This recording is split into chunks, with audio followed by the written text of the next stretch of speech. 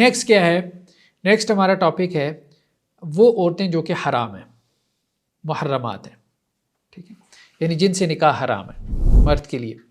تو جو اسباب تحریم ہیں وہ 3 ہیں۔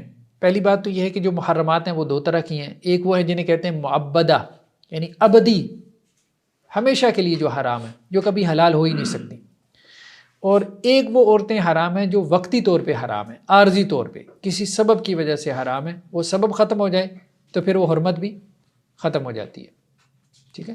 جیسے ایک وقت میں 2 بہنوں کو نکاح میں رکھنا یہ حرام ہے، لیکن ایک بہن فوت ہو گئی تو اب دوسری سے نکاح کر سکتے ہیں، تو اس کو کہتے ہیں وقتی طور پہ حرام۔ تو جو ابدی طور پہ حرام ہے اس میں پھر تین اسباب ہیں۔ ایک تو نسب کی وجہ سے حرام ہے، بلڈ ریلیشن ہے، دوسرا مساہرت، سسرالی رشتے کی وجہ سے حرام ہے، اور تیسرا رضاعت، ٹھیک ہے، دودھ شریک بہن یا بھائی یا اس قسم کے رشتوں کی وجہ سے حرام ہے۔ تو اس میں بنیادی طور پہ قرآن مجید کی آیات یہی ہے، حرمت علیکم امہاتکم و بناتکم و اخواتکم و عماتکم، ٹھیک ہے۔ اب اس میں جن جن رشتوں کو حرام قرار دیا گیا ہے تو وہ کیا ہے؟ نمبر 1 امہات، مائیں۔ ماں سے مراد نانی بھی، پھر اوپر تک پڑنانی، ٹھیک ہے۔ بنات بیٹیاں، بیٹی میں پھر آگے جو ہے وہ بیٹی کی بیٹی نواسی بھی آ جاتی ہے، پوتیاں بھی آ جاتی ہیں، ٹھیک ہے۔ تو امہات میں نانی دادی ساری آ جاتی ہیں۔ اخوات بہنیں، بہنیں جو ہے وہ باپ شریک ہوں، ماں شریک ہوں، ساری آ جاتی ہیں، جنہیں اللاتی کہتے ہیں یا خیافی کہتے ہیں۔ تو انگریزی میں پتہ نہیں کیا، پٹرنل برادرز ہوتے ہیں، ہاں ہاف سسٹرز کہتے ہیں، پیٹرنل سسٹرز ہوتی ہیں، میٹرنل سسٹرز ہوتی ہیں جو ماں کی طرف سے ہوں۔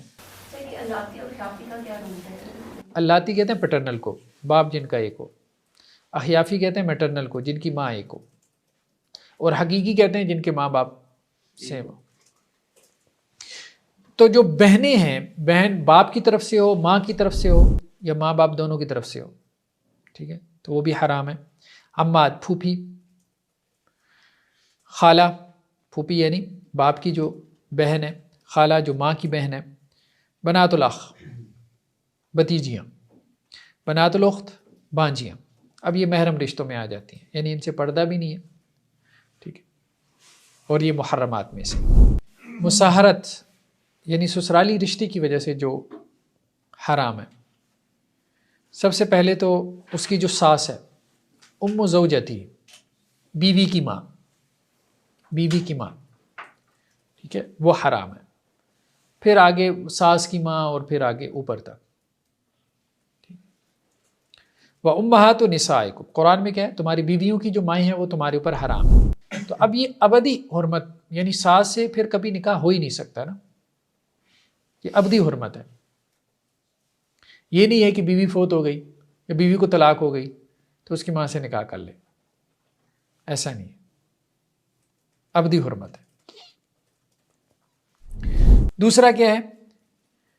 بیوی کی بیٹی، ایک تو بیوی کی ماں اور بیوی کی بیٹی، یعنی اس کی اپنی بیٹی نہیں ہے، بیوی کی بیٹی ہے، اس کے پچھلے شوہر سے ہوگی۔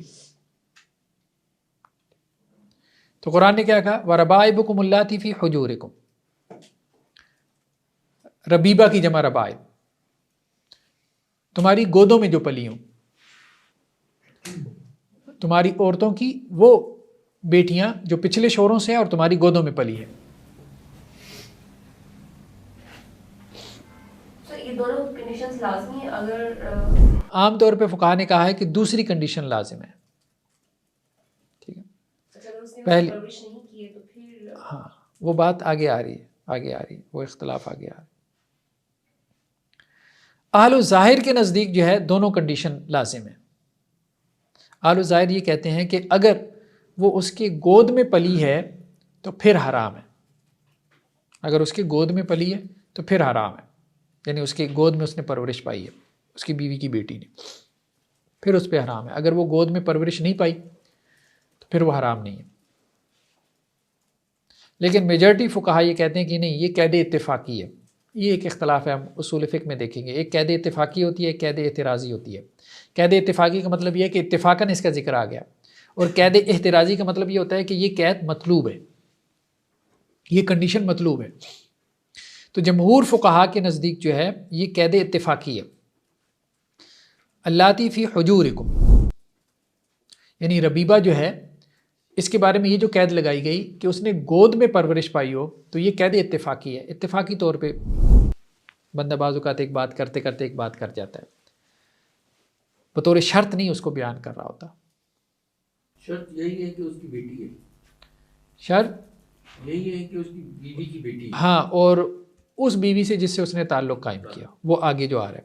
اصل شرط یہی ہے کہ بیوی سے تعلق قائم ہوا پھر اس کی بیٹی حرام ہے. اگر بیوی سے تعلق قائم نہیں ہوا تو پھر اس کی صرف نکاح ہوا ہے تو پھر اس کی بیٹی حلال ہے. پھر تو وہ سارے رشتے اس کے لیے جو ہے نا. یہی سر اہل الظاہر کہتے ہیں کہ بے شک تعلق قائم ہوا گود میں نہیں پلی تو حلال ہو سکتی ہے. ہاں وہ یہ کہتے ہیں کیونکہ وہ تو آگے واضح آ گیا نا، فَإِن لَّمْ تَكُونُوا دَخَلْتُم بِهِنَّ، اگر تمہارا تعلق قائم نہیں ہوا فَلَا جُنَاحَ عَلَيْكُمْ، تو پھر بیوی کی بیٹی سے تم نکاح کر سکتے ہو. ٹھیک ہے، صرف اگر عقد نکاح ہوا تھا. مالک بن اوس سے یہ روایت لے کے آئے ہیں، وہ یہ کہتے ہیں کہ میری جو بیوی تھی وہ فوت ہو گئی اور ان کے اولاد بھی تھی، تو میں ان کی وفات پہ بڑا غمگین تھا. تو حضرت علی رضی اللہ عنہ سے میری ملاقات ہوئی، تو انہوں نے مجھے کہا کہ کیا مسئلہ ہوا ہے، مطلب کیوں اتنے پریشان ہو. تو میں نے بتایا کہ جی میری وائف فوت ہو گئی. تو انہوں نے کہا اچھا اس کی کوئی بیٹی تھی؟ تو میں نے کہا ہاں وہ طائف میں رہتی ہے. تو حضرت علی نے پوچھا کہ اس نے آپ کی گود میں پرورش پائی ہے؟ تو میں نے کہا نہیں. تو حضرت علی نے کہا کہ تم اس سے نکاح کر لو. میں نے کہا کیسے کر سکتا ہوں؟ قرآن نے کہا ہے وَرَبَائِبُكُمُ اللَّاتِي فِي حُجُورِكُمْ. ٹھیک ہے، تو انہوں نے کہا کہ بھائی بات یہ ہے کہ اس نے تیری گودوں میں پرورش نہیں پائی تو اس لیے تم اس سے نکاح کر سکتے ہو. لیکن یہ صاحب کتاب نے کہا کہ یہ روایت حضرت علی سے ثابت نہیں ہے، مطلب اس پہ کلام ہے. تو جمہور کا موقف ہی درست معلوم ہوتا ہے. نیکسٹ کیا ہے؟ زوجۃ الابن، بیٹے کی بیوی، یعنی بہو سے نکاح نہیں کر سکتا. تو بیٹے کی بیوی بھی اس کے لیے ہمیشہ کے لیے حرام ہو جاتی ہے،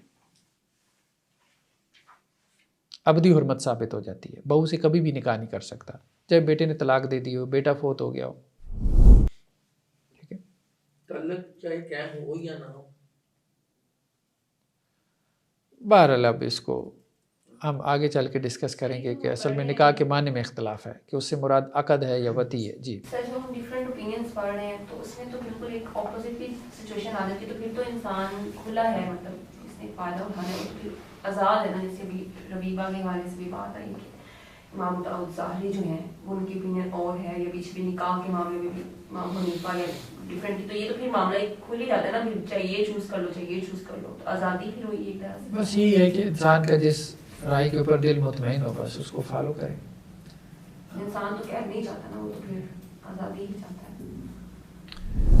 وَحَلَائِلُ أَبْنَائِكُمُ الَّذِينَ مِنْ أَصْلَابِكُمْ، اور تمہارے بیٹوں کی بیویاں جو تمہاری پشت سے ہیں، یعنی بہویں. حلیلہ کی جمع حلائل، تو بہو بھی کیا ہے؟ وہ بھی حرام ہے. زوجۃ الاب، جی سر پشت سے مطلب کہ یہ اس بات کی طرف سلبی مطلب ہاں ایک ہوتا تھا نا اڈاپٹیڈ چائلڈ ہوتا تھا. ہاں لے پالک جو ہے ظاہری بات ہے وہ تو بیٹا نہیں. ہاں بیٹا نہیں. تو حضرت زید کا یہی مسئلہ ہوا نا کہ حضرت زید آپ وسلم کے اڈاپٹیڈ چائلڈ تھے. تو حضرت زید کی شادی ہوئی تھی حضرت زینب سے، پھر حضرت زید نے حضرت زینب کو طلاق دی تو آپ وسلم نے کیا کیا؟ ان سے شادی کر لی. تو اس پہ اعتراض کیا تھا قریش نے آپ وسلم پہ کہ آپ نے اپنے بیٹے کی بیوی سے شادی کر لی. تو اس لیے قرآن نے کہا من اصلابکم، جو تمہارے سلبی بیٹے ہوں. زوجۃ الاب، باپ کی بیوی، یعنی ایک تو اس کی ماں ہے نا، باپ کی بہت ساری بیویاں ہو سکتی ہیں، کچھ ایسی بھی جو اس کی ماں ہی نہیں ہے. ٹھیک ہے، تو بیٹے کے لیے پھر حرام ہے کہ وہ اپنے باپ کی بیوی سے کیا کرے؟ نکاح کرے، بھلے وہ اس کی حقیقی ماں نہ بھی ہو. تو اس کو زواج مقت کہتے تھے، مطلب دور جاہلیت میں زواج مقت کہتے تھے. تو قرآن نے اسے بھی منع کیا. وَلَا تَنْكِحُوا مَا نَكَحَ آبَاؤُكُم مِّنَ النِّسَاءِ، جن عورتوں سے تمہارے باپوں نے نکاح کر لیا اب ان سے بھی نکاح نہ کرو، جو ہو چکا سو ہو چکا. إِنَّهُ كَانَ فَاحِشَةً وَمَقْتًا وَسَاءَ سَبِيلًا، فاحشہ بھی ہے، مقت بھی ہے اور برا رستہ بھی ہے. تو امام راضی نے کہا کہ فاحشہ اس کو اس لیے کہا کہ عقلی اعتبار سے بری چیز ہے باپ کی بیوی سے نکاح کرنا، عقلی اعتبار سے. مقت اس لیے کہا کہ شرعی اعتبار سے برا ہے. ساء سبیل اس لیے کہا کہ سماج اس کو برا سمجھتا ہے. تو عقلی، عرفی اور شرعی تینوں اعتبارات سے یہ برا کام تھا. تو قرآن نے تین طرف اشارہ کر دیا.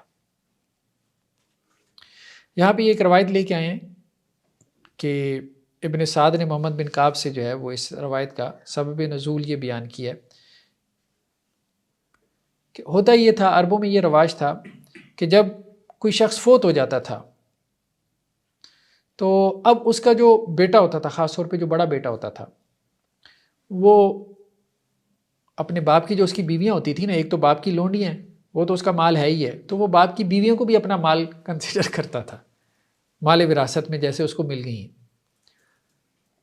جو اس کی ماں کے علاوہ ہوتی ہے. ہاں، ماں کے علاوہ جو باپ کی بیویاں ہوتی تھیں تو ان کو بھی وہ مال وراثت کنسیڈر کر لیتا تھا، اور مال وراثت کنسیڈر کر کے پھر جہاں چاہتا اس کا نکاح کر دیتا، چاہتا تو خود کر لیتا، چاہتا تو کہیں اور نکاح کر کے حق مہر خود رکھ لیتا.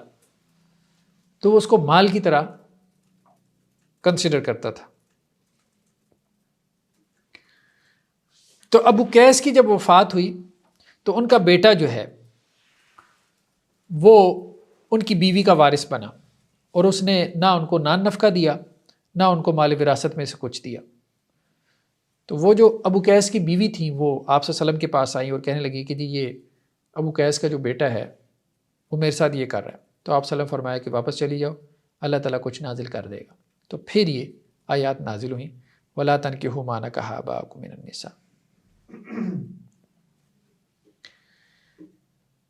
ایک تو یہ ہو گیا کہ بہو کے ساتھ جو ہے وہ نکاح کرنا، اور دوسرا یہ تھا کہ باپ کی بیوی کے ساتھ نکاح کرنا، یعنی آپ یوں کہہ لیں کہ ماں سے نکاح کرنا، سوتیلی ماں کہہ لیں، سوتیلی ماں سے نکاح کرنا. ایک مسئلہ اور احناف نے چھیڑا، وہ ذرا عجیب و غریب قسم کا ہے. ابھی آپ کہہ رہے تھے نا ان کے یہاں بہت معاملہ کھلا ڈلا ہے، تو یہاں آ کے اب بہت تنگ لگے گا آپ کو. وہ یہ کہتے ہیں کہ اگر کسی، احناف یہ کہتے ہیں اگر کسی شخص نے کسی عورت کے ساتھ بدکاری کی تو سارے رشتے حرام ہو جائیں گے. صرف بدکاری نہیں کی، مطلب ایک تو ہے نا کہ اس نے اس کے ساتھ بدکاری کی، انہوں نے کہا کہ کسی عورت کو اس نے ٹچ کر لیا، اس کو اس نے بوسہ دے دیا، ٹھیک ہے، یا مطلب کوئی بھی اس نے اس کے ساتھ کوئی ایسا کام کیا جو کہ الاؤڈ نہیں ہے، تو اس عورت کے اصول و فروع، یعنی وہ اب اس کو مثل بیوی کنسیڈر کرتے ہیں. بات سمجھ رہے کہ جیسے بیوی کے اب اس کی ماں حرام ہے، ٹھیک ہے، تو وہ اس طرح سے اس کی ماں بھی، ہاں، جو منکوحہ کے قوانین ہیں وہ انہوں نے اس عورت پہ بھی لاگو کر دیے جو جس کے ساتھ اس نے کوئی منہ ماری کی یا اس کو ٹچ بھی کیا. ایون سمجھ نہیں، آگے چلے نہیں سمجھ میں آ رہی بات. قوانین لاگو مطلب حرمت کے قوانین، جس طرح بیوی کے ماں باپ کسی عورت سے نکاح اگر اس نے کر لیا، ٹھیک ہے، تو اب اس کی ساس اس پہ حرام ہو گئی، ٹھیک ہے، ساس اس کی حرام ہو گئی نا، بیوی کی ماں حرام ہے. تو اگر اس نے کسی عورت کا بوسہ لے لیا یا اس کو اس نے ٹچ کر لیا کسی عورت کو، یا اس کے ساتھ بدکاری کی، منہ ماری کی، تو اب اس عورت کی ماں اس پہ حرام ہو گئی. لیکن سر یہ جو فقہی مسئلہ، یہ جو پوائنٹ ہے، کوئی اس کو کس حیثیت سے اس کو تسلیم کرے گا، اس کی صحیح حیثیت کیا ہے اس فتوے کی، اس کی لاجک کیا ہے؟ لاجک ہے، ہاں، اصل بات یہ، اصل میں اختلاف یہ ہوا کہ نکاح جو ہے اس کے معنی کیا ہے، نکاح کا کیا معنی ہے. شوافی اس طرف گئے اور وہ بات صحیح معلوم ہوتی ہے شوافی کی کہ نکاح سے مراد عقد ہے. قرآن نے اگرچہ اس کو دونوں معنی میں استعمال کیا، ٹھیک ہے، ابھی ہم اس طرف نہیں جاتے، لغوی اعتبار سے دونوں معنی میں استعمال کیا، ایک عقد اور دوسرا وطی، مطلب تعلق قائم کرنا. تو اناف اس طرف چلے گیا ہے کہ نکاح کا مطلب ہے وطی، تعلق زوجیت. شواف اس طرف گیا کہ نکاح سے مراد ہے، نکاح کا معنی ہے میرج کانٹیکٹ، معاہدہ ہوا ہے. تو وہ یہ کہتے ہیں کہ بھائی نکاح سے حرمتیں ثابت ہوں گی، اور نکاح سے مراد کیا ہے؟ کانٹریکٹ. تو اناف یہ اس طرف گیا ہے کہ نہیں، نکاح کانٹریکٹ نہیں ہے، نکاح اصل میں تعلق کی زوجیت ہے. حالانکہ یہ بات سمجھ سے بالا تر ہے. تعلق کی زوجیت کا نام نہیں ہے نکاح. ٹھیک ہے، یہ تو قرآن میں بھی آیا ہے کہ آپ اپنی بیویوں سے تعلقات نہیں قائم کرتے، تو ان کے جو معاملات ہیں کچھ اور ہیں، ان کے ساتھ آپ کے تعلقات ہیں. اصل میں میرج کانٹیکٹ ہے، اور اس کے اثرات میں ٹھیک ہے کہ جی ایک تعلق کی زوجیت جو ہے وہ آپ کے لیے جائز ہو جاتا ہے. نکاح تعلق کی زوجیت کا نام تو نہیں. نکاح تعلق کی زوجیت کا نام نہیں. تو اب انہوں نے کیا کیا کہ اس تعلق کی زوجیت کو نکاح کے مقام پہ رکھ دیا. اب بات سمجھ رہے ہیں؟ یعنی زنا کو بھی انہوں نے نکاح کے مقام پہ رکھ دیا، اس کے اثرات مرتب کر دیے. کہہ تو رہے ہیں کہ اس کو زنا تو کہہ رہے ہیں، وہ سارا کچھ وہ لاگو تو کریں گے. ٹھیک ہے، سزائیں وغیرہ اس کے اوپر لاگو تو کریں گے، حدود لاگو کریں گے. تو سر اس میں یہ جس علاقے میں ہوا ہے، جس ایریے میں، اس ٹائم کیا سینیریو سارا کیا حالات تھے، اس کے مطابق یہ مرتب ہوا ہوگا نا کہ ان کے حالات وہاں پہ ایسے ہوئے ہوں گے جس کی وجہ سے ان کو اس طرح کی دیکھنی پڑی چیزیں بتانی پڑی. اسی طرح سے اب انہوں نے اور بھی بہت سے اس قسم کے مسائل اناف نے نکالے کہ جی اگر کسی نے اپنی ساس سے بدکاری کی، منہ ماری کی، تو اس سے کیا ہوگا کہ اس کی وہ یہ بڑے مسائل ہیں ان کے. جنون سی بات نہیں ہے کہ ہمیشہ کے لیے ہونا چاہیے. ہونا چاہیے ایک علیحدہ بات ہے، ہونا چاہیے ایک علیحدہ بات ہے. لیکن مسئلہ یہ ہے کہ میجورٹی نا وہ یہ کہتی ہے فقہا کی، وہ یہ کہتے ہیں دیکھیں حرام جو ہے نا وہ حلال کو حرام نہیں کرتا. یعنی آپ نے ایک حرام کام کیا، اس کا مطلب یہ نہیں کہ اب حلال حرام ہو جائے. اب ان کے ہاں مطلب یہاں تک بھی بعض فتاوی میں دیکھنے میں آتا ہے، اتنی سختی بھی ہے کہ اگر غلطی سے بھی اس کا ہاتھ کبھی بیٹی کے اوپر پڑ گیا تو اب اس کا نکاح ختم.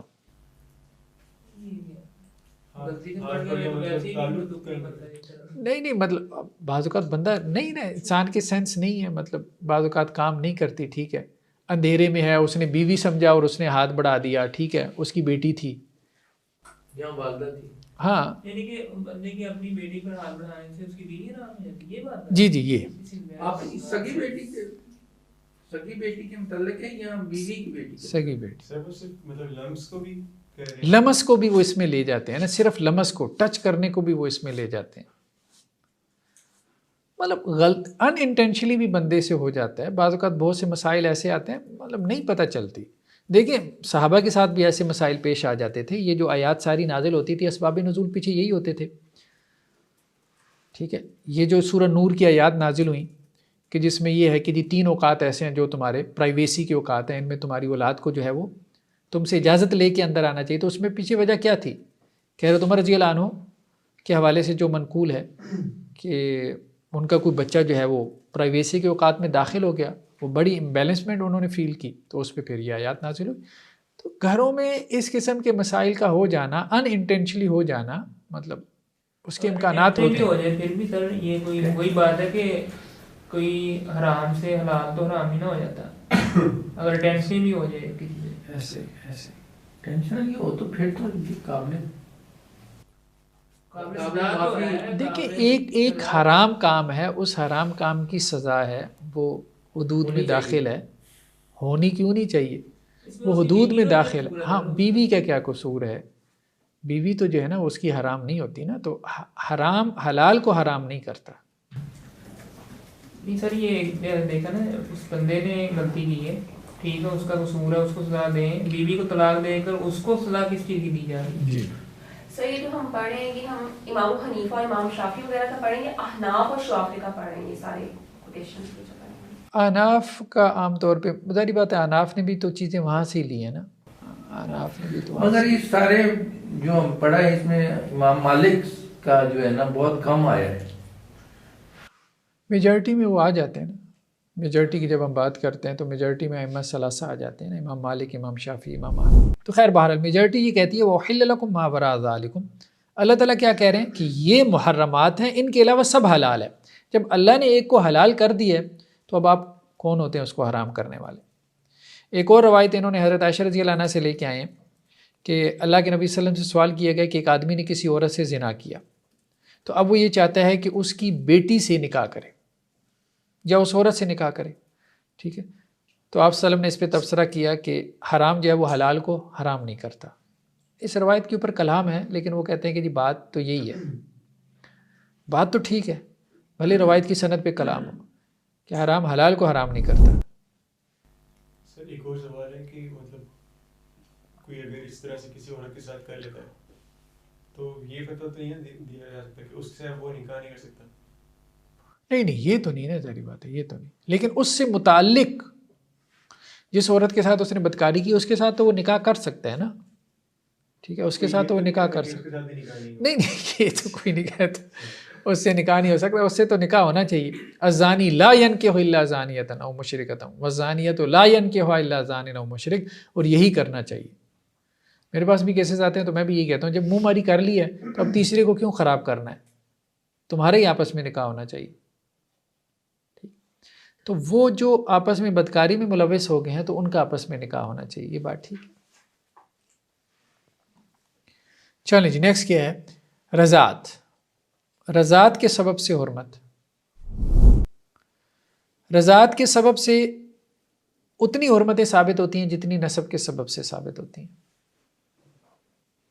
اور نسب، ہاں وہی جیسے ساتھ ماں بیٹی، یعنی رضائی ماں، رضائی بہن، رضائی بیٹی، رضائی پھوپھی، رضائی خالہ، رضائی بھتیجی اور رضائی بھانجی، یہ ساتوں حرام. تو یہ رضا والا مسئلہ جو ہے وہ عرب میں آئی تھنک ہوگا، ہمارے یہاں بھی اتنا نہیں آج کل. نہیں ہوتا ہے، بعض خاندانوں میں ہوتا ہے، بعض خاندانوں میں ہوتا ہے. یہاں بھی بعض دفعہ مجبوری کی حالت میں کسی وجہ سے جو ہے نا یہ ہو جاتا ہے. اکثر یہ گاؤں وغیرہ میں یا شہروں میں بھی جی ایسے بعض دفعہ ماں کا دودھ نہیں آ رہا ہوتا. ایسے بہنیں عام طور پہ ایسا کرتی ہیں، بہنوں میں ہی ہوتا ہے، ایک دوسرے کے بچے کو دودھ پلا دیا، اور بات تو شوقیہ بھی کر لیتی ہیں، میں نے اس کو اپنا بیٹا بنانا ہے. وہ خاندانوں میں ہوتا ہے، چلتا ہے. یہ صحیح ہے، ہاں ٹھیک ہے، بس چلتا ہے، ٹھیک ہے، شرم تو کوئی حرج نہیں ہے. اب مجھے تو سمجھ نہیں آتی، وہ میری وہ جو بیٹی ہے، اب وہ مطلب اتنے کو خاندان میں اس کو میری مسز جو ہے وہ 6 بہنیں ہیں نا، تو سمجھ نہیں آتی فلاں کی بھی رضائی بیٹی ہے، فلاں کی بھی رضائی بیٹی ہے، بس ایسے ہی ہے. وہ یہ قانون صرف اسی پہ لاگو ہوگا یا اس کی پوری فیملی پہ لاگو ہو جائے گا؟ نہیں اسی کے اوپر، ہاں صرف اسی، ہاں فرد واحد پہ. جس نے دودھ پیا ہوتا ہے نا تو وہی رضائی بیٹی بنتی ہے نا، باقی تو اس کے بہن بھائی نہیں بنتے نا، باقی نہیں بنتے. لیکن وہ جس کا پیا ہوتا ہے اس کے سارے اس کے بہن بھائی ہوتے ہیں نا، وہ سارے قانون تو سلبی والے ہوتے ہیں. ہاں وہ تو سارے اس کے بہن بھائی ہوتے ہیں. رضاعت قائم کیسے ہوتی ہے، مطلب اس کا کیا کرائٹیریا؟ رضاعت کیسے، یہی آگے بات آ رہی ہے. کون سی رضاعت ہے جس سے جو ہے وہ حرمت ثابت ہوتی ہے؟ تو ایک تو اس میں یہ حضرت عائشہ سے روایت لے کے آئے ہیں کہ لا تحرم المسّ والمسّتان، کہ بچہ جو ہے وہ 1 مرتبہ یا 2 مرتبہ 1 گھونٹ یا 2 گھونٹ پی لے تو اس سے رضاعت ثابت نہیں ہوتی. اب مطلب یہ اختلافی مسئلہ ہو گیا، اس میں روایتیں جو ہے وہ مختلف قسم کی ہیں. بہرحال دونوں طرف کے دلائل جو ہے وہ آپ کہہ سکتے ہیں کہ ان میں وزن ہے، آپ کسی طرف بھی چلے جائیں. ایک تو یہ ہے کہ رضاعت یعنی دودھ تھوڑا پلائے یا زیادہ پلائے رضاعت ثابت ہو جاتی ہے، بس دودھ پیا ہو، مقدار اس میں کوئی میٹر نہیں کرتی. بعض لوگ کہتے ہیں کہ 5 دفعہ پیا ہو، اس طرح وہ آگے بات آ رہی ہے. تو ایک قول یہ ہے کہ بس دودھ پیا، ٹھیک ہے، تو اس سے رضاعت ثابت ہو جاتی ہے. تو انہوں نے عقبہ بن حارث کی یہ روایت ہے بخاری مسلم کی، اس سے استدلال کی ہے کہ وہ یہ کہتے ہیں کہ میں نے مطلب کسی خاتون سے شادی کی تو ایک کالے رنگ کی عورت آئی اور اس نے کہا کہ مجھے کہا، عقبہ بن حارث کو کہا کہ میں نے تمہیں بھی دودھ پلایا ہے اور تمہاری اس بیوی کو بھی دودھ پلایا. تو وہ کہتے ہیں میں تو آپ صلی اللہ علیہ وسلم کے پاس آ گیا، میں نے کہا کہ جی میں نے تو اس سے شادی کی اور ایک عورت آ کے کہہ رہی ہے، جو کہ ان کے یہاں رضاعت عام تھی.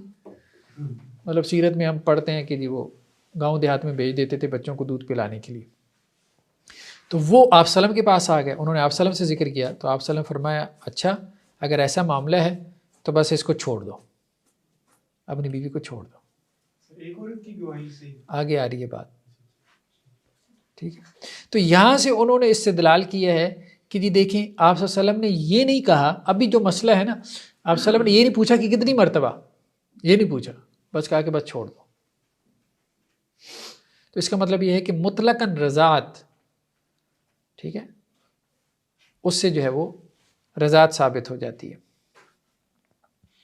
یہ حضرت علی, حضرت عبداللہ ابن عباس سے مروی ہے, اور اسی طرح امام ابو حنیفہ اور امام مالک کا بھی موقف یہی ہے کہ رضاعت سے مراد بس رضاعت ہے, بس ٹھیک ہے. جیسے قرآن نے بھی کہا نا کہ یردین اولاد ہونا, یہ نہیں کہا کہ ایک مرتبہ دودھ پلائیں 2 مرتبہ پلائیں, تو قرآن میں رضاعت کا ذکر آتا ہے, ٹھیک ہے. دوسرا موقف یہ ہے کہ نہیں, کم از کم 5 مرتبہ ہو, بچے نے 5 مرتبہ دودھ پیا ہو تو پھر رضاعت ثابت ہوتی ہے, ٹھیک ہے. یہ موقف حنابلہ کا ہے اور عام طور پہ اہل الحدیث کا. اس میں حضرت عائشہ رضی اللہ عنہ کی روایت ہے کہ شروع میں قرآن مجید میں یہ آیات تھیں, بعد میں ان کی تلاوت منسوخ ہو گئی. کیا آیات تھیں؟ کہ رضاعت جو ہے وہ 10 مرتبہ ہے جس سے حرمت ثابت ہوتی ہے. پھر بعد میں وہ منسوخ ہو گئی تو 5 مرتبہ کی رضاعت کا حکم باقی رہ گیا. شروع میں 10 مرتبہ کا تھا, عربوں میں رضاعت بہت زیادہ تھی, ٹھیک ہے. تو وہی آپ کی والی بات کہ اب ہمارے یہاں اتنا نہیں ہے, تو اس لیے اب وہ چیزیں بہت سی منسوخ التلاوہ بھی ہو گئی ہیں, ٹھیک ہے. قرآن میں تو 5 مرتبہ کا بھی ذکر نہیں ہے نا, تو وہ کہتی ہیں کہ جی 10 مرتبہ والی تو قرآن میں حکم اترا تھا, پھر اس کو منسوخ کر دیا گیا نا, تلاوت بھی اس کی منسوخ ہو گئی, پھر 5 مرتبہ کا حکم باقی رہ گیا, لیکن وہ قرآن میں نہیں ہے. وہ بات ٹھیک ہے, وہ قرآن میں نہیں باقی رہا گیا, حکم باقی رہ گیا. یہ انہوں نے نہیں کہا کہ قرآن میں باقی رہ گیا. مقابلے میں کوئی حدیث آتی ہے کہ 5 کیا حضرت عائشہ کے قول کو تقویت دینے کے لیے ہاں کہ 5 دفعہ نہیں, یہ انہی کی روایت ہے نا, انہی کی یہ روایت ہے. سر یہیں پہلے 10 والی آیتیں تھیں وہ منسوخ ہو گئی, پھر حکم 5 کا ہو گیا, لیکن آیتیں پھر ہاں آیتیں نہیں اتری تھیں, حکم 5 کا باقی رہ گیا. اللہ کے رسول صلی اللہ علیہ وسلم نے یہ حضرت عائشہ رضی اللہ عنہ نے کہا ہے یہ بات, ٹھیک ہے. اب اسی کے اوپر جو ہے وہ حضرت عبداللہ بن زبیر کا بھی موقف ہے, امام شافعی کا بھی ہے, اور اہل الظاہر اور اہل الحدیث کا بھی ہے. ایک قول یہ ہے کہ 3 مرتبہ رضاعت ہو, 3 مرتبہ ہو تو رضاعت ثابت ہوتی ہے. انہوں نے اس حدیث سے دلیل پکڑی لا تحرم المسا ولا المستان, یہ تو آپ صلی اللہ علیہ وسلم سے ہے نا کہ 1 مرتبہ یا 2 مرتبہ کا اس کے دودھ پینے سے رضاعت ثابت نہیں ہوتی. یہ داؤد ظاہری کا موقف ہے, اور امام احمد سے بھی ایک روایت ہے. تو بہرحال تینوں طرف دلائل موجود ہیں, تینوں طرف مضبوط دلائل موجود ہیں, کسی بھی موقف کی طرف چلے جائیں. اب دیکھیں حرمتوں میں بھی اختلاف ہے, حرمتوں میں بھی اختلاف ہے, تو بہرحال سختی نہیں کرنی چاہیے. یہ ظاہری اسکول آف تھاٹ کے متعلق تھوڑا سا اور دے دو امام داؤد ظاہری. انشاءاللہ کسی وقت ہم نا تاریخ فقہ کے اوپر جو ہے باقاعدہ ایک ہم علیحدہ سے لیکچر رکھیں گے, ہاں ہسٹری آف جو ہے نا فقہ کے اوپر. سر اصول فقہ کے اندر اپنے کمپیریزن دیکھنے ہیں کیونکہ سر یا بس ہم کمپیریزن دیکھیں گے, ہم کیوں نہیں دیکھیں گے. ہاں اب اس میں ایک سوال اور پیدا ہوا, وہ سوال یہ پیدا ہوا کہ بچے کو جو ہے وہ ماں نے دودھ پلایا, اور بعض اوقات یہ بھی ہوتا ہے کہ وہ دودھ اس کو اپنے سینے سے لگا کے نہیں پلایا, ویسے نکال کے پلا دیا, تو کیا اس سے بھی رضاعت ثابت ہوتی ہے؟ اس سے بھی ثابت ہو جاتی ہے. اب یہ بڑا مسئلہ پیدا ہوا ہمارے یہاں, تو خیر اس پہ تھیسز ہو رہے ہیں اسلامک اسٹڈیز میں. ہمارے یہاں تو اتنا نہیں ہے, لیکن ویسٹ میں یہ بہت زیادہ ہے. یہ جو سپورٹس میں جاتے ہیں نا, جو کھلاڑی ہوتے ہیں سپورٹس میں, تو اب وہ مطلب باقاعدہ یہ دودھ جو ہے وہ بکتا ہے سٹورز کے اوپر, تو اس سے جو ہے وہ کیا وہ ثابت ہوتی ہے رضاعت کے ثابت نہیں ہوتی. مطلب یہ ایک بڑا مسئلہ ہے. لیکن ان کے یہاں بہرحال کوئی حلال حرام کی کوئی پرواہ ہی نہیں ہے, ہر چیز انہوں نے بیچنے پہ لگا دی ہے. स्पम बेचने पे लगा दिया, औरतों का दूध बेचने पे लगा दिया। क्या वो कहते हैं जी आम दूध से तो वो कुव्वत और एनर्जी हासिल नहीं होती जो इस दूध से हासिल होती है। बच्चे के ऊपर क्यास करते हुए वो जो स्पोर्ट्स में लोग हिस्सा लेते हैं तो वो बहुत ज़्यादा इस्तेमाल होता है। खैर बात। नेक्स्ट क्या है कि अगर दूध में कोई पानी वगैरह मिला दिया हो तो क्या उससे रज़ात साबित होती है? ठीक है, या कोई दवाई मिला दी, या उसमें कोई और बकरी का दूध मिला दिया, भैंस का दूध मिला दिया। तो इसमें बेहतरीन मौक़िफ़ तो हनाफ का ही है कि अगर गालिब उसमें माँ का दूध रहे तो उससे रज़ात साबित हो जाती है, गालिब अगर वो रहे। बाज़ फ़ुक़हा ने और भी मौक़िफ़ इख्तियार किए कि इससे रज़ात साबित नहीं होती। बहरहाल दरअसल ये जो हम फिक्र पढ़ रहे हैं इसमें तो ये है कि हम किसी के मुकल्लद नहीं रहेंगे। एक फिक्र जैसा हनफी है, मालिकी है, शाफी, कंपैरेटिव जो हमें बेहतर सहूलत तो मुकल्लद बन के करना भी क्या है? वैसे मैं पूछ ये आपसे मुस्तफीद होना चाहता हूँ। असल चीज़ दलील है, कोई दलील आपको समझ में आती है। असल तो देखें किताब व सुन्नत है। आज हमने उसूल फ़िक़्ह में इसी को वाज़ेह करना है, बस हम इसको मुकम्मल कर लें। नेक्स्ट क्या है? सिन्न रज़ात। कितनी उम्र हो तो रज़ात साबित होती है? तो 2 साल। वल वालिदातु युरदिना औलादहुन्ना हौलैन कामिलैन, और माएँ जो है वो अपने बच्चों को दूध पिलाएं पूरे 2 साल। लिमन अरादा अन युतिम्म रज़ा, जो रज़ात की मुद्दत को पूरा करना चाहे। तो मुद्दत रज़ात 2 साल है, तो 2 साल के अंदर अंदर अगर बच्चे ने दूध पिया है तो फिर रज़ात साबित होगी। और अगर बच्चा 2 साल के बाद, यानी बड़ा बच्चा भी बाज़ औक़ात दूध पी लेता है, तो अगर उसने दूध पिया तो फिर रज़ात साबित नहीं होगी। ये कहना चाह रहे हैं। वो मसला आगे एक और भी आ रहा है, इसमें भी इख्तिलाफ है सर। रज़ात कबीर का मसला आगे आ रहा है। तो हज़रत अब्दुल्लाह इब्न अब्बास है कि ला रिज़ा इल्ला फ़िल हौलैन, 2 सालों के अंदर ही रज़ात साबित होती है। और एक और हदीस में आप सल्लम से कि रज़ात वही है कि जिससे हड्डी परवान चढ़े और गोश्त जो है वो बढ़े, तो उससे मुराद वो यही लेते हैं, 2 सालों की रज़ात ही है। हज़रत उम्मे सलमा से भी एक रवायत है कि वही रज़ात जो है उससे हुर्मत साबित होती है जो अंतड़ियों को सैराब कर दे और जो दूध छुड़ाने की मुद्दत से पहले हो। तो इसमें हदीसें वाज़ेह हैं कि रज़ात जो है वो 2 साल के अंदर ही साबित होती है, जब बच्चे का जिस्म जो है वो परवरिश पा रहा होता है, परवान चढ़ रहा होता है। अच्छा, एक मौक़िफ़ ये भी है कि लड़के के लिए 2.25 या 2.5 साल है, लड़की के लिए 2 साल। नहीं, 2 साल ही है ये बात हमें हमें राइज है ये बात। 2.5 साल वाली बात दुरुस्त मालूम नहीं होती। ठीक है, 2 साल वाली बात कुरान में आए ना, हौलैन कामिलैन, 2 पूरे साल। एक और रवायत में है इन्नमा रज़ा मिनल मुजा, ठीक है, कि रज़ात तो वो है कि जिससे जो है वो इंसान मतलब उसकी भूख मिट जाए ना। ठीक है, इमाम मालिक ये कहते हैं कि 2 साल के बाद अगर रज़ात है, थोड़ी है या ज़्यादा है, तो उससे कोई हुर्मत साबित नहीं होती, वो पानी की तरह। बस ठीक है, यही बात है, 2 साल के बाद रज़ात से हुर्मत साबित नहीं होती। अब मसला एक ये पैदा हुआ कि 2 साल से पहले अगर माँ ने दूध छुड़वा दिया, बाज़ औक़ात माएँ 6 माह में दूध छुड़वा देती हैं, 1 साल के बाद भी दूध डब्बे के दूध पे लगा देती हैं आजकल हमारे यहाँ बहुत ज़्यादा। अभी उसके 2 साल तो नहीं पूरी हुई है, किसी खातून ने उसको इस दरमियान में अपना दूध पिला दिया, तो रज़ात साबित होगी कि नहीं? यानी माँ उसका दूध छुड़वा चुकी है, अभी वो 2 साल का नहीं हुआ, तो अब रज़ात साबित होगी कि नहीं? तो इमाम मालिक कहते हैं कि नहीं होगी।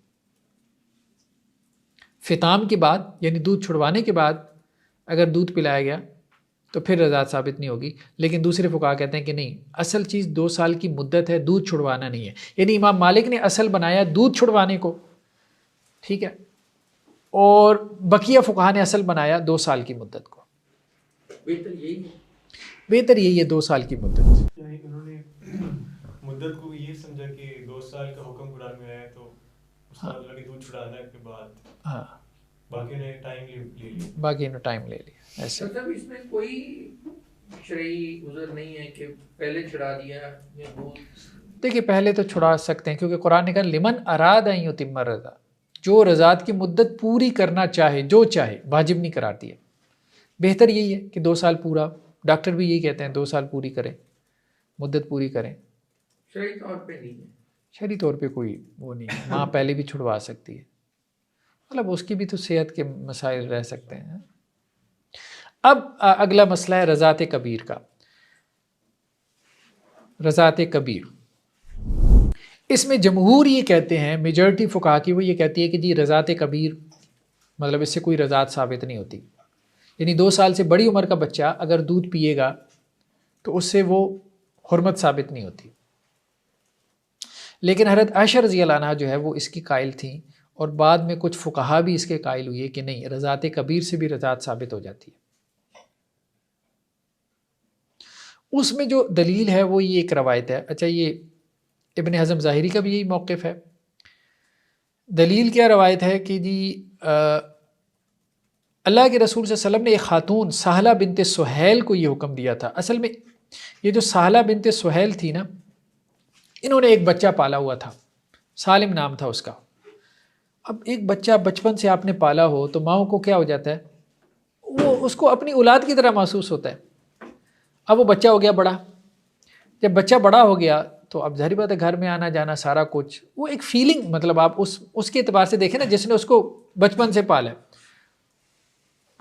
تو بعض اوقات وہ آپ کا محرم رشتہ دار نہیں ہوتا, آپ اس کو پال پوس کے بڑا کرتے ہیں اور آپ کو اس سے بچے کی ہی فیلنگ آتی ہے, اور بچے کو بھی ماں کی فیلنگ آ رہی ہوتی ہے.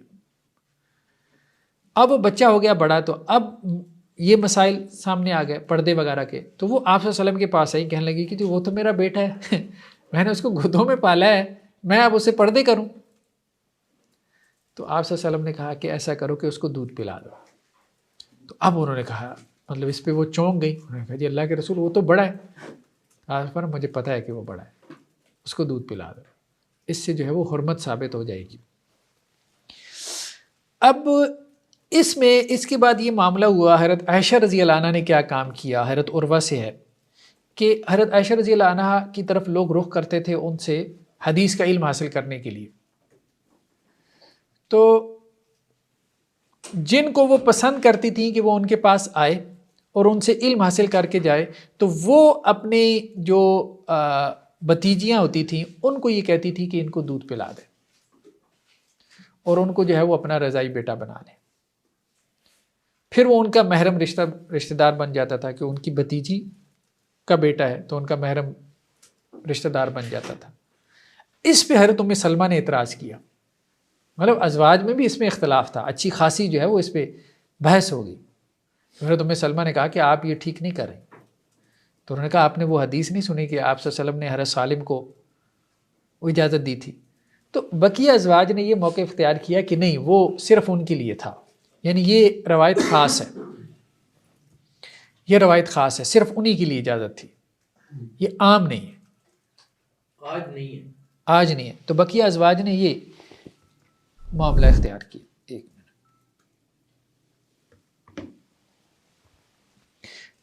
تو بقیہ ازواج نے یہ مطلب رائے اختیار کی. یہ جو اپنی بھتیجیوں کو دودھ پلا رہے ہیں, کن کو دودھ پلا رہے ہیں, جن کو وہ چاہتی تھیں کہ ان سے ان کا پردہ ختم ہو اور وہ ان کی شاگردی میں آئیں اور ان سے علم حاصل کریں. کتنی عمر کے بڑی عمر کے لوگ تھے, بھتیجیاں تھے ان کی, وہ تو نہیں ہوں گے شادی شدہ تھیں. اچھا یہ اس اب مسئلہ یہ ہے نا, وہ یہ کہتی ہیں کہ اس سے اس کی ماں بن جاتی ہے نا دودھ پلانے سے, لیکن دودھ پلانے میں اب یہ بات ہے کہ ضروری نہیں ہے, ہم پہلے یہ بات کر چکے ہیں, حرمت ضروری نہیں ہے کہ اس طرح سے ثابت ہو کہ بچے کو سینے کے ساتھ لگا کے دودھ پلایا جائے. یعنی وہ ہوتا یہ تھا کہ وہ دودھ کسی برتن میں نکال لیا, اب وہ کسی کو پلا دیا, تو اس سے وہ حرمت ثابت کرتے. خطے کا مزاج تھا, اصل بات یہ, ہمارے ہاں یہ مزاج نہیں ہے. رسول اللہ نے بھی اسی طرح سے کہا ہوگا نا عورت کو. جی جی, وہ سالم والی حدیث والا, سالم والی اسی حدیث, طرح اب ان کے ہاں یہ اصل عام چیز تھی, ان کے ہاں بات یہ کھل کے چیز سامنے آئی عام ہے. پریکٹس تھی, یہ عام پریکٹس تھی, عام تھا یہ معاملہ. ٹھیک ہے, ہمارے یہاں یہ چیز ذرا تھوڑی سی اجنبیت والی معلوم ہے. جی سر یہ جو سالم ہے یہ حضرت ابو حذیفہ رضی اللہ عنہ کے تھے اڈاپٹیو سن, نہیں یہاں تو ان کے ہاں ٹھیک ہے, حضرت ابو حذیفہ کے تھے. آزاد کردہ غلام. جی جی, حضرت ابو حذیفہ کے تھے, انہوں نے ان کو اپنا اڈاپٹ کیا ہوا تھا. ٹھیک ہے, چلیں جی، رضاعت کبیر کا مسئلہ بھی حل ہو گیا. سر صحیح رائے اس میں کیا ہے؟ اس میں امام ابن تیمیہ نے البتہ ایک بات کہی ہے اور ابن قیم نے بھی اس کو سیکنڈ کیا ہے. وہ بات مطلب کچھ بہتر محسوس ہوتی ہے. وہ یہ کہتے ہیں دیکھیے اس کو عام نہیں رکھ سکتے ہم، ٹھیک نہیں ہے اس کو عام کرنا کہ رضاعت کبیر ثابت ہو جاتی ہے، یہ ٹھیک نہیں ہے. ہاں کسی خاص مسئلے میں آپ، جیسے کہ وہ حضرت سالم کا مسئلہ تھا، حضرت ابو حذیفہ رضی اللہ عنہ کا مسئلہ تھا، کسی خاص مسئلے میں اب ایک خاتون نے کسی بچے کو پالا ہے، ٹھیک ہے، گودوں میں اس کو لے کے پالا ہے، کوئی یتیم بچہ ہے، اب وہ ظاہری بات ہے بڑا ہو گیا ہے، اب دونوں کی فیلنگز کا بھی کوئی ایسا مسئلہ نہیں ہے، تو اس میں اگر وہ اس قسم کا معاملہ اختیار کر لیں تو کوئی حرج نہیں. یعنی ایک رستہ ہے، مطلب کوئی مشکل پیش آ جائے آپ کو، کوئی نفسیاتی یا معاشرتی مشکل پیش آ رہی ہو، تو اس کو حل کرنے کے لیے آپ اگر یہ رستہ جو ہے وہ اختیار کریں تو وہ کہتے ہیں جی استثنائی کیسز میں، ایکسیپشنل کیسز میں آپ اس کو الاؤ کر سکتے ہیں رضاعت کبیر کو. عام حکم یہ نہیں ہے. یہی بات ہے اس خطے کے لیے ہی ہے، یہ ہمارے خطے کے لیے، کیونکہ وہ اس عمر میں بھی وہ عورت جو ہے نا، بلکہ موسٹلی یہی ہوتا ہے کہ وہ دودھ کے قابل نہیں ہوتی. ایسا ہی ہے. تو ہاں رضاعت جو ہے وہ بہرحال ہمارے خطے کا اتنا بڑا مسئلہ نہیں ہے، عربوں کا یہ بڑا مسئلہ تھا، یہ بات ٹھیک ہے. رضاعت کی جو ثبوت کی جو گواہی ہے، ایک تو وہ روایت آئی کہ ایک خاتون آئی تھی اور اس نے حضرت عقبہ بن حارث کو کہا تھا کہ جی میں نے آپ کو اور آپ کی بیوی کو دودھ پلایا، تو آپ صلی اللہ علیہ وسلم نے کیا کیا، ان کا رشتہ ختم کروا دیا. تو بعض فقہا تو اس طرف چلے گئے کہ ایک خاتون کی گواہی بھی قابل قبول ہے رضاعت میں، یہ امام احمد سے ایک روایت ہے. لیکن جمہور یہ کہتے ہیں کہ نہیں، ایک خاتون کی گواہی قابل قبول نہیں ہے، ٹھیک ہے، خود وہ گواہی دینے والی ہے، خود ہی دودھ پلانے والی ہے. وہ یہ کہتے ہیں اصل میں مسئلہ یہ ہوگا کہ کوئی خاتون کوئی بھی رشتہ ختم کروانے کے لیے یہ کلیم کر دے گی. خاندانوں میں تو ایسا ہوتا ہے نا، بھائی رشتہ توڑواؤ، میں نے تو دونوں کو دودھ پلایا، اب کیا کرو گے، تو یہ تو بڑے مسائل پیدا ہو جائیں گے. تو میجورٹی نے یہ کہا کہ بھائی نہیں، یہ نہیں، ایک خاتون کی گواہی ہم نہیں قابل قبول کریں گے. مغیرہ بن شعبہ، حضرت علی بن ابی طالب، عبداللہ بن عباس، تو انہوں نے کہا جی ایک خاتون کی گواہی پہ تفریقہ نہیں ہو سکتا، سپریشن نہیں ہو سکتی. حضرت عمر کے پاس ایسا کیس آیا تو وہ اس وقت تفریق کرواتے تھے جب کوئی گواہی اور بھی آ جاتی تھی، ورنہ تو وہ مرد کو کہتے تھے یار دیکھو اگر شک میں پڑ گیا ہو نا، چھوڑنا چاہتے ہو تو چھوڑ دو، میں تمہیں کہتا نہیں ہوں کیونکہ گواہی نہیں ہے. تو اناف یہ کہتے ہیں کہ دو مردوں یا ایک مرد اور دو عورتیں ہوں. دیکھیں اس میں یہ بات بھی درست نہیں، مرد تو عموماً گواہ ہوتے ہی نہیں ہے نا، سیدھی سی بات ہے، اور مردوں کو اس معاملے میں گواہ بنانا بھی نہیں چاہیے. اصل میں عورتوں کی گواہی ہے. آپ یوں کہہ دیں کہ اگر کوئی شک شبہ نہ ہو اور وہ عورت معتبر ہو جس نے دودھ پلایا اور اس کی بات کا لوگ اعتبار بھی کر رہے ہوں تو ویلڈ ہے. اصل تو گواہی کا مقصد یہی ہوتا ہے نا کہ آپ اس کی ویلیڈیشن کر سکیں، اور اگر اس میں کوئی شک شبہ ہو تو کوئی ایک آدھ اور خاتون بھی گواہی دے دے تو ٹھیک ہے، کیونکہ یہ عورتوں کی ڈومین ہے نا، تو اس میں عورتوں کی گواہی زیادہ معتبر ہے. وہ اس کا شوہر یا اس کا بیٹا یا ہاں ٹھیک ہے، محرم رشتہ دار بعض اوقات دیکھ لیتے ہیں، ٹھیک ہے، آپ کہہ سکتے ہیں، کہہ سکتے ہیں. ایک عورت کی گواہی ہو، ایک عورت کی گواہی اگر خاندان قبول کر رہے تو ٹھیک ہے، کیا مسئلہ ہے. اگر شک ہے تو پھر دو عورتوں کی گواہی لگا لیں، یہ بات ہے. چلیں جی، میرے خیال میں اتنا ہی کافی ہے. سبحانک اللہم و بحمدک، نشہد